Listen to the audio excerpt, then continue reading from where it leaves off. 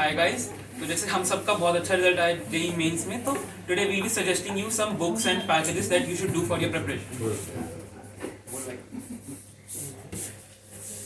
मैं तो मेनली फिटजी का स्टडी मटेरियल ही किया, तो फिटजी का स्टडी मटेरियल काफ़ी अच्छा है। मतलब आप नॉर्मल पैकेजेस, फिर लास्ट में आपको रिव्यू पैकेजेस और जीएमपी मिलती है, तो वो सब काफ़ी कंसिस्टेंटली करने से बहुत बेनिफिट मिलता है उसमें। मतलब आपको सारे टाइप के क्वेश्चन मिल जाएंगे, लेवल 1, लेवल 2, लेवल 3।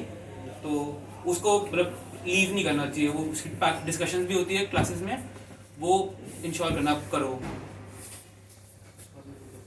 हाँ, फिटजी में तो वैसे काफी टेस्ट भी हुआ हमारे एआई स्क्वायर टीएस हुआ है, फिटजी एआईटीएस के हुआ है। मटेरियल्स के साथ एनसीईआरटी को भी अच्छे से पढ़ना चाहिए, लाइन बाय लाइन, खासकर केमिस्ट्री में, जिससे आपको थ्योरी कम्प्लीटली रिवाइज हो जाए और अच्छे से अंडरस्टैंड कर पाओ।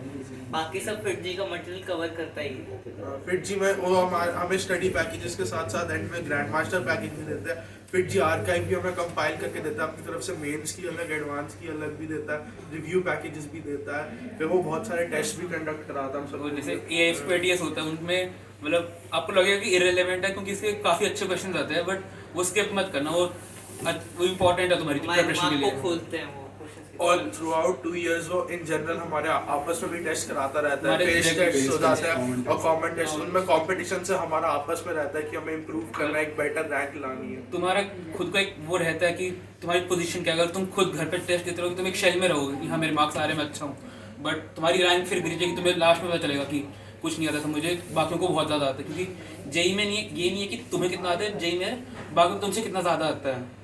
फिटजी ने मेरे ख्याल से ऑफलाइन में, हमें लगता है ऑफलाइन कोचिंग में आने से एक अलग टाइप का एनवायरनमेंट क्रिएट होता है, जिसमें हमें लगता है कि हमें अपने आप पे काम करना चाहिए, हम आगे जा पाए। वरना अगर हम घर पे ही बैठे रहेंगे सिर्फ, जो कि बहुत बच्चे एंड में कर देते हैं, उससे क्या रहता है कि हम वर्ल्ड से कट ऑफ रहता है और हमें पता ही नहीं रहता कि बाकी दुनिया क्या कर रही है। जो कि इधर स्पेशली फिटजी, जो कि बहुत कम्पिटिटिव एनवायरनमेंट रहा है, वहाँ पे आके हमें लगा, हमने टेस्ट दिया, हमने क्लासेस ली कि हमें हाँ आगे निकलना है और पढ़ना है और इम्प्रूव करना है और एंड में एक बेटर रैंक लानी है।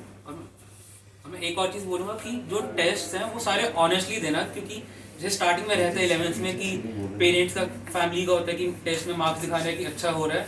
मतलब वो तुम्हें 11th में ठीक है, तुम्हें चला देगा कि मार्क्स आ रहे हैं, फैमिली खुश चलेगी, बट तुम्हारी खुद अपनी सिचुएशन पता नहीं चलेगी। तो टेस्ट अपने ऑनेस्टली देना, सारे देना, तुम्हारा मन नहीं करे तो भी देना, इंपॉर्टेंट है वो तुम्हारे लिए।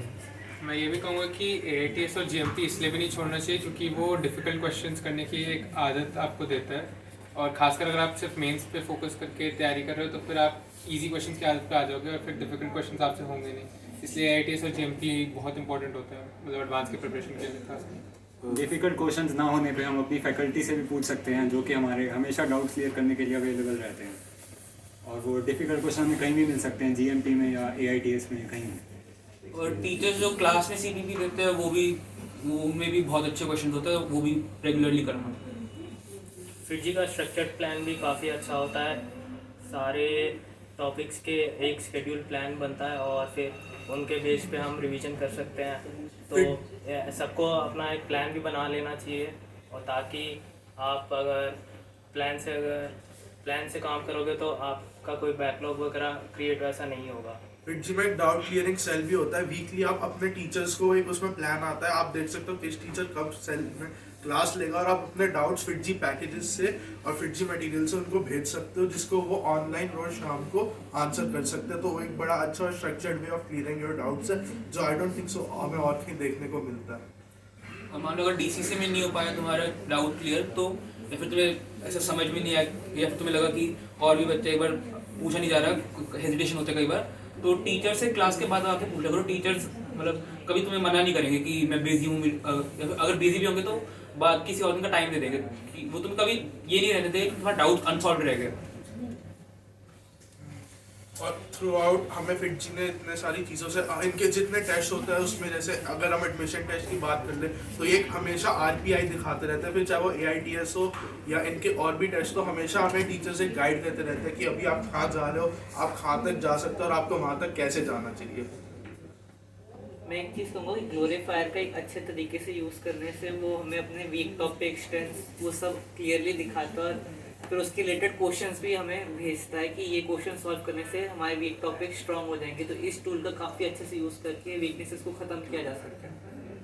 ग्लोरीफायर एक फिटजी का ऐप है जिसमें हम अपनी मर्जी से भी टेस्ट दे सकते हैं और फिटजी के जो internal common test, space test and AITS वगैरह होते हैं वो भी दे सकते हैं और उसमें हम डाउट्स ही पूछ सकते हैं टीचर से। और FitG being a big organization on itself, इसके मल्टीपल सेंटर्स हैं जिनके थ्रू हमें दिखता रहता है कि हम नॉट ओनली अपने सेंटर में बट इंडिया के नेशनल लेवल पे हम कहाँ स्टैंड करते आ रहे हैं, हम कितना इम्प्रूव करते आ रहे हैं और इन द एंड हम कहाँ तक पहुँच पाएंगे, कहाँ पहुँच पा रहे हैं। ठीक है।